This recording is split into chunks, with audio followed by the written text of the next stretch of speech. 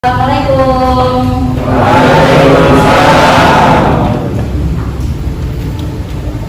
Oke, Ibu akan mengambil terlebih dahulu. Afif ada? Oke. Anissa. Oke. Ada Rafi? Ada dulu. Oke. Oke, Wildan? Oke, Yuda? Masuk semua hari ini ya? Ya, alhamdulillah. Baik, sebelum kita mulai pembelajaran hari ini, maka kita akan berdoa terlebih dahulu ya, agar pembelajaran kita berjalan dengan lancar dan lebih fokus ya. Silakan Bapak kelas silakan.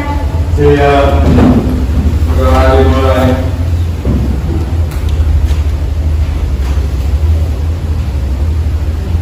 Selesai. Memberi salam.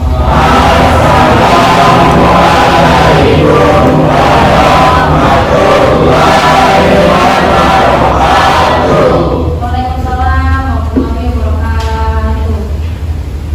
Sebelumnya selamat siang anak-anakku. Apa kabar hari ini? Sehat semuanya? Maka karena semua hari ini sehat dan juga kalian semua yang sudah siap mengikuti pembelajaran hari ini, maka Ibu akan menanyakan atau Ibu akan mengulas sedikit tentang pembelajaran sebelumnya. Setuju ya? Oke, yang pertama Ibu akan menyiapkan beberapa pertanyaan. Yang tahu silakan angkat tangan dan jawab dengan lantang dengan suara yang jelas ya. Oke, yang pertama, apa yang menyebabkan terbentuknya Kepulauan Indonesia? Apa? Karena ada pergerakan yang tektonik antara Eurasia dan baik itu Australia dan lagi Pasifik. Oke, nomor 2. Kapan proses pembentukan Kepulauan Indonesia dimulai? Sekitar 50 tahun lalu pada KDR. Bagus, good job. Terus yang nomor 3 terakhir, bagaimana perubahan iklim mempengaruhi pembentukan Kepulauan Indonesia? Dari mana? Yaitu ketika efek cair permukaan laut naik, maka menyebabkan daratan ini terpisah menjadi pulau. Oke, good job. Tahan dulu.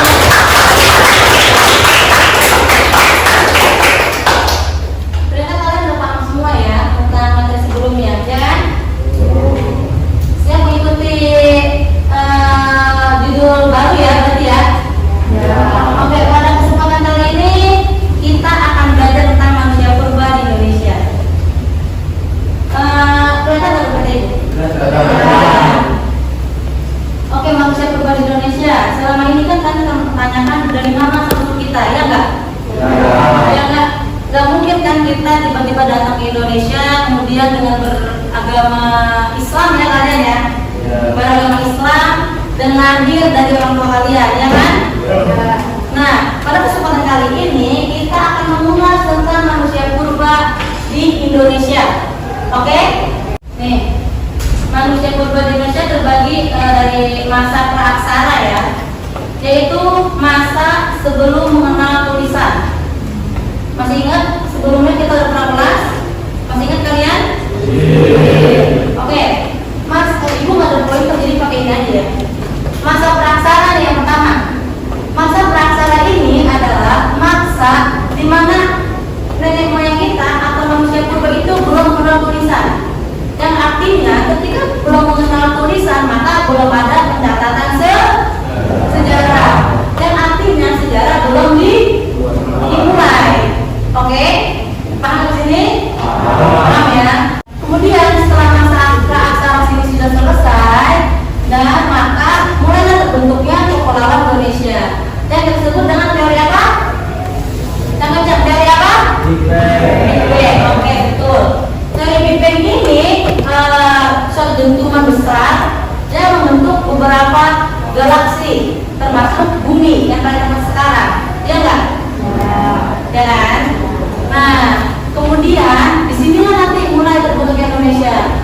Mulailah terbentuknya berbagai pulau. Mulailah terbentuknya beberapa negara. Nah, makanya ketika itu ada lempeng-lempengan gitu ya, yang memisahkan antara Pulau Jawa, Pulau Sumatera, dan lainnya. Siapa paham? Paham ya. Kemudian kita masuk ke manusia purba nih. Manusia purba ya. Di manusia purba ini nanti banyak jenisnya yang akan ibu belajar sama kalian ya. Kemudian juga ada asal usul nenek moyang bangsa. Nah, ketika kalian sudah mengetahui manusia purba, kalian juga akan mengetahui asal usul nenek moyang Indonesia itu siapa? Apakah nenek kalian? Apakah ibu kalian? Atau yang lainnya? Nanti di sini. Paham? Ada gambaran? Ada ya. Nah, maka kalau ilmu masyarakat ini juga penting ya untuk kita mengetahui hasil budaya masa praaksara. Pasti karena ada kehidupan, yakni ada kebiasaan, ya kan? Maka ada hasil budayanya. Budaya yang mereka itu apa? Ya enggak? Yaitu mereka yang hasil budaya mereka itu adalah di rumah kalian orang tuanya masih pakai pelukan enggak? Yang pakai batu. Nah, itu tuh masuk hasil budaya nenek moyang manusia purba. Kita masuk manusia purba pakai batu, karena kan mereka tidak ada yang namanya chopper. Chopper kan? Dan mereka juga tidak ada blender, tahu kan? Nah, makanya mereka semuanya dengan kaki ulek biar halus. Gitu. Itu salah satu hasil dari kebudayaan masa praaksara. Paham ya? Oke, selanjutnya next. Buat apa sih Bu kita belajar tentang masa praaksara, tentang sejarah Indonesia atau sejarah asal-usul nenek moyang kita ini? Kita untuk mengetahui asal-usul manusia, perkembangan kehidupan dan menghargai kearifan masyarakat. Masyarakat praaksara dengan tujuan menstrategi mampu mengklasifikasikan jenis manusia purba yang ada di Indonesia. Maka nih, kenapa sih kalian tuh belajar tentang masa praaksara? Kenapa kalian belajar tentang manusia purba? Itu ini, kalian untuk menghargai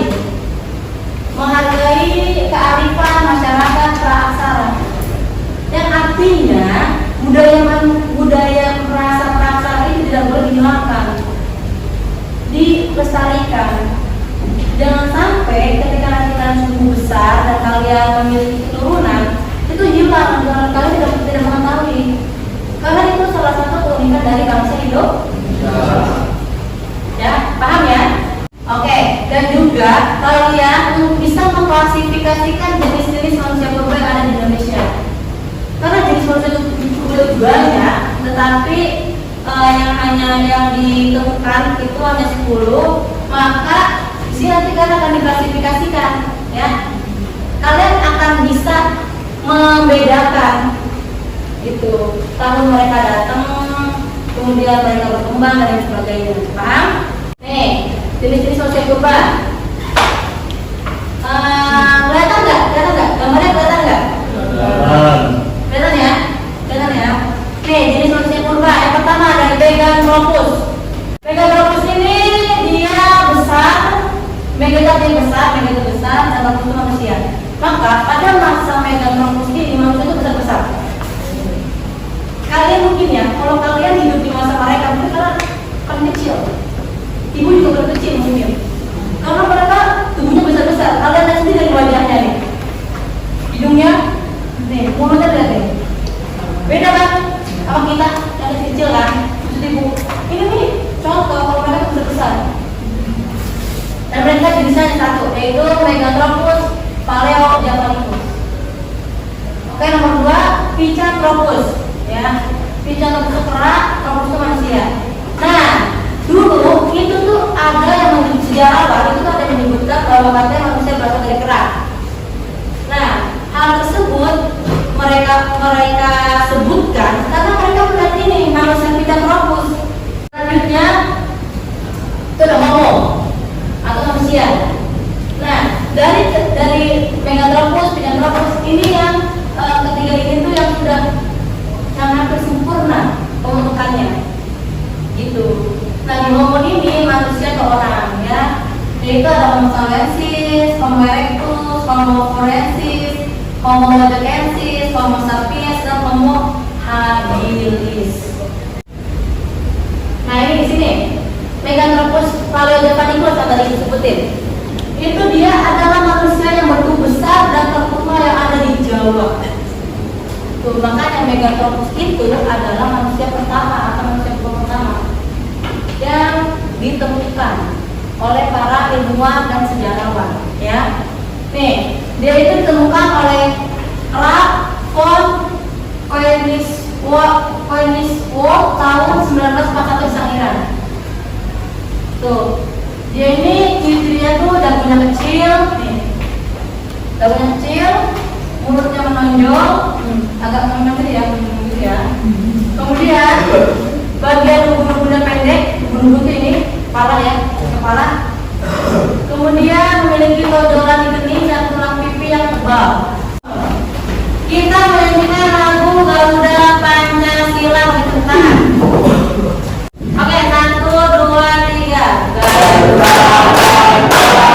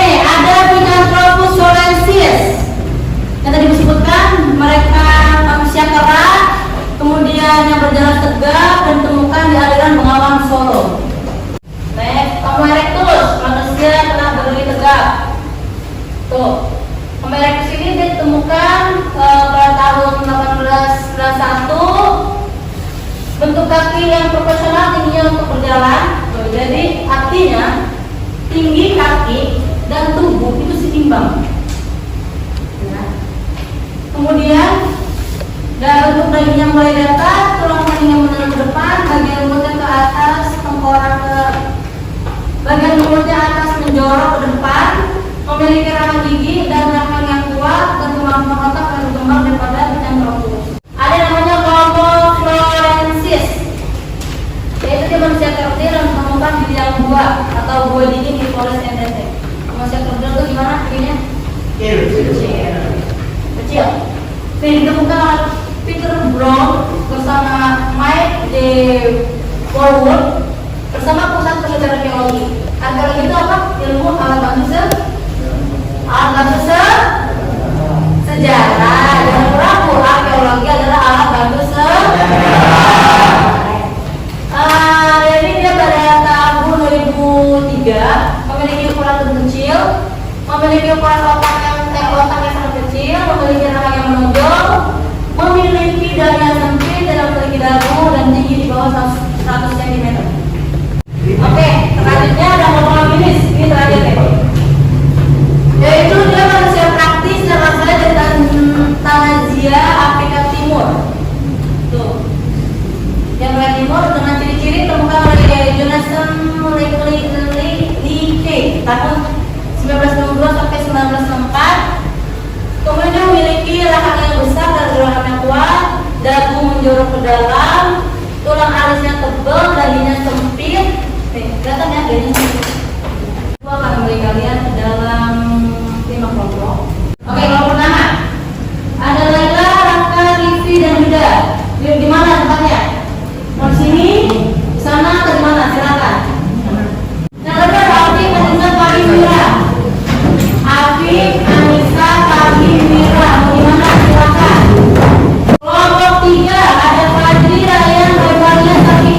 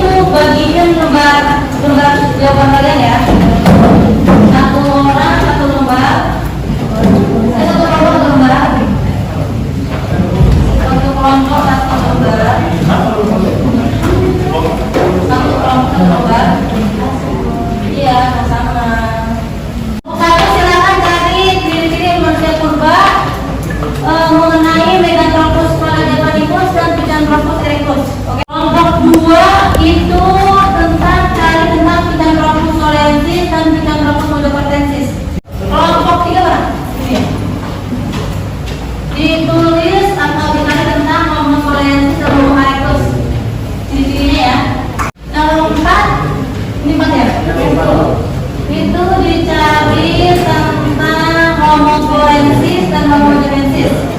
Kelompok 5 ini ya. Kelompok 5 silakan cari tentang homopoiesis dan homogenesis. Ada? Tadi homo sapiens sama homo habilis ya? Betul tadi? Berat.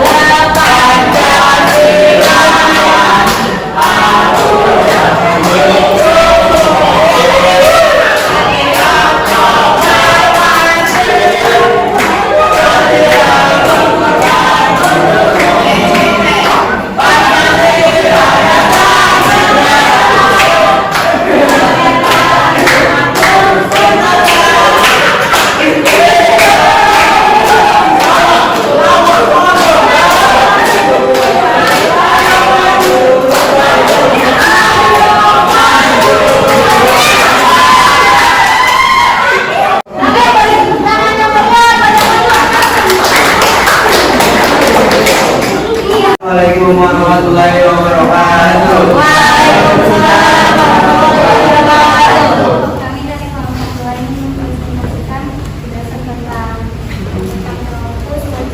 ortogenesis.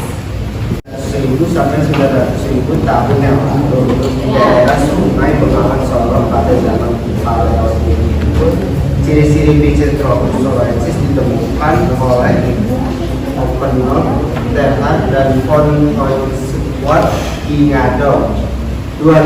Ada pertanyaan? Almira, silakan.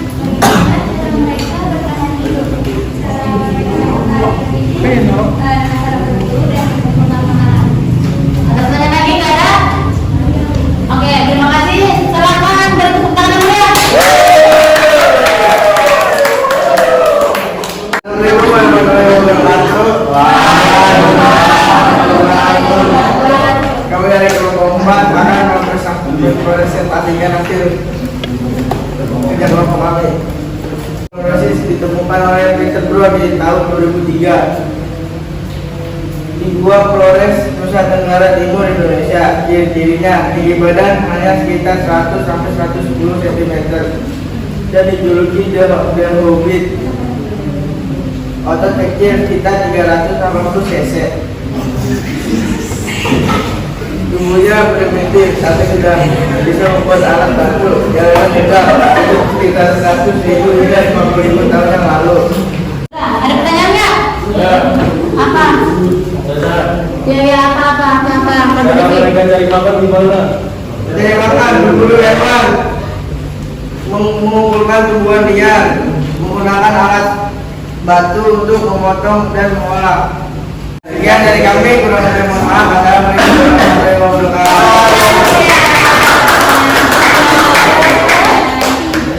Assalamualaikum warahmatullahi wabarakatuh.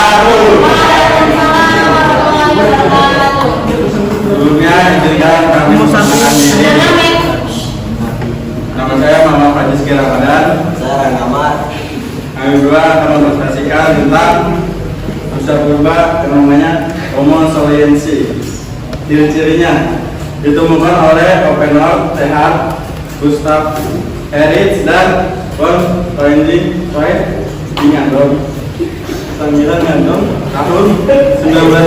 sampai 1933. Telah mampu berjalan sempurna tegak, bagian muka hampir datar, tidak ada tonjolan, bagian alis menonjol, bagian belakang tengkorak telah bulat, gigi dan rahang telah mengecil.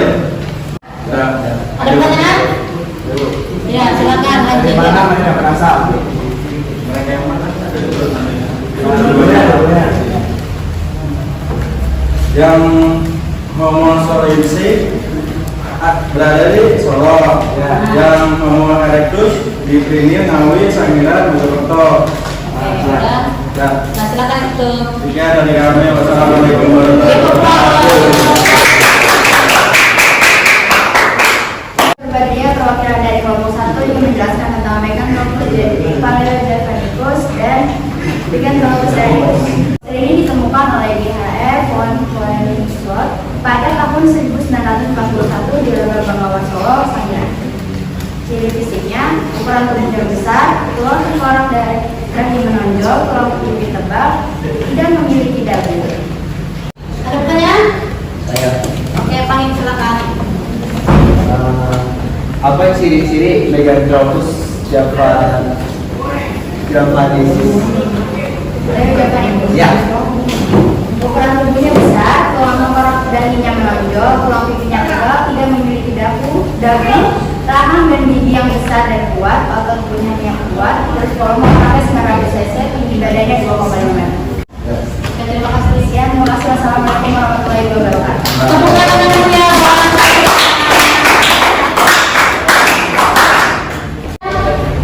Assalamualaikum warahmatullahi wabarakatuh. Waalaikumsalam warahmatullahi wabarakatuh. Kali ini saya akan mempresentasikan jenis-jenis manusia purba, yaitu Homo sapiens dan Homo habilis. Apa itu Homo sapiens? Dia adalah manusia purba cerdas hasil evolusi. Manusia ribuan tahun ditemukan oleh Van Richthofen tahun 1889 di Afrika. Ciri-ciri Homo sapiens: otak hampir sama dengan manusia modern, berjalan dengan tegak dan sesuai manusia modern. Udah? Ada pertanyaan nggak? Saya. Oke, silakan. Dari mana Homo sapiens dan Homo habilis berasal? Homo sapiens dan Homo habilis berasal dari Afrika. Sekian dari kami. Wassalamualaikum warahmatullahi wabarakatuh.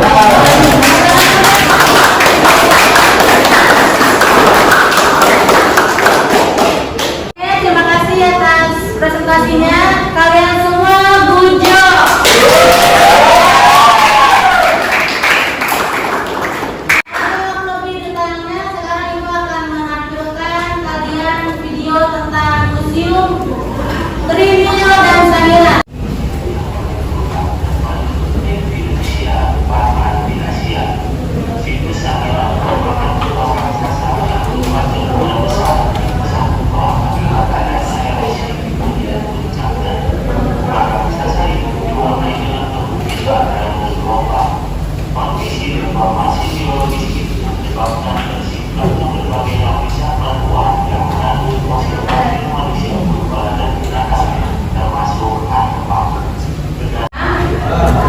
Itu ya tadi ya, dari Trinil sama Sangiran tuh kurang lebih seperti itu. Kalian sudah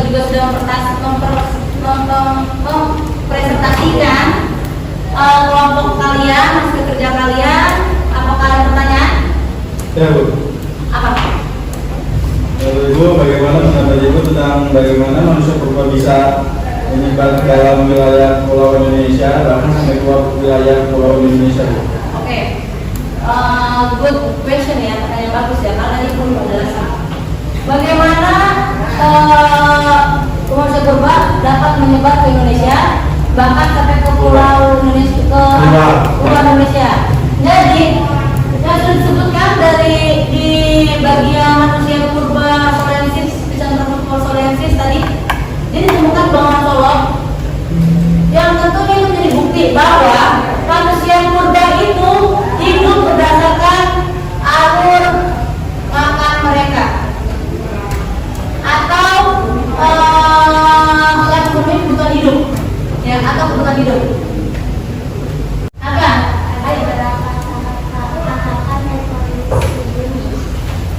Evolusi bumi itu, tadi kita kan udah bahas tentang pembentukan Pulau Indonesia ya, dimana kalau misalnya ada di Indonesia, yaitu berarti sudah ada namanya bumi.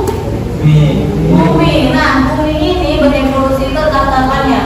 Pertama, tahap azoiko, dimana yaitu beberapa kehidupan. Jadi baru tercipta kayak bumi. Dan juga itu kembali bumi itu datar, bulat, lonjong, persegi dan lain sebagainya.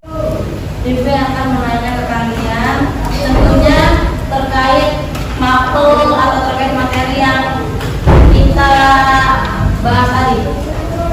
Yang pertama yaitu tentang apa yang kamu ketahui tentang masa praaksara. Apa guys? Manusia sebelum. Oke, good job. Yang kedua yaitu apa yang kamu ketahui tentang manusia purba? Apa memang? Sebelum ibu tutup pada pembelajaran hari ini, nggak ada yang mau nanya lagi? Nggak ada? Atau ada yang ingin menyampaikan ke ibu kesan-pesan pembelajaran hari ini? Silakan. Seru banget Bu. Terus? Enjoy. Terus selain seru ini apa lagi yang didapat? Oke, yang ilmu apa lagi? Apa lagi? Sebelum ibu tutup pembelajaran hari ini, marilah kita berdoa dulu. Silakan disiapin. Siap.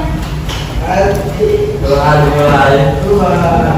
Allahumma bihamdika asyhadu an la ilaha illa anta astaghfiruka wa atubu ilaik. Assalamualaikum warahmatullahi wabarakatuh.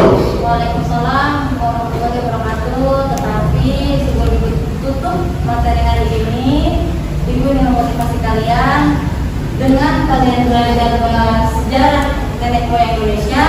Ibu harap kalian lebih menghargai apa itu menghargai negara Indonesia pertama. Kedua, kalian menghargai kebudayaan Indonesia. Paham? Kedua, kalian lebih mencintai bangsa kalian yang unik dan bangsa kalian yang kalian sayangi itu Indonesia. Jangan lupa bahwa kita juga itu adalah pengukir sejarah. Paham ya? Terima kasih. Pembelajaran hari ini selesai. Ibu ucapkan selamat beraktivitas kembali, selamat mengikuti pembelajaran selanjutnya. Ibu mohon maaf bila ibu punya banyak salah, atau ibu juga mohon maaf kalau ada perkataan yang kurang berkenan di hati kalian semua. Terima kasih dan ibu minta maaf, dibukakan pintu maaf lebar-lebarnya ya. Ya Bu. Assalamualaikum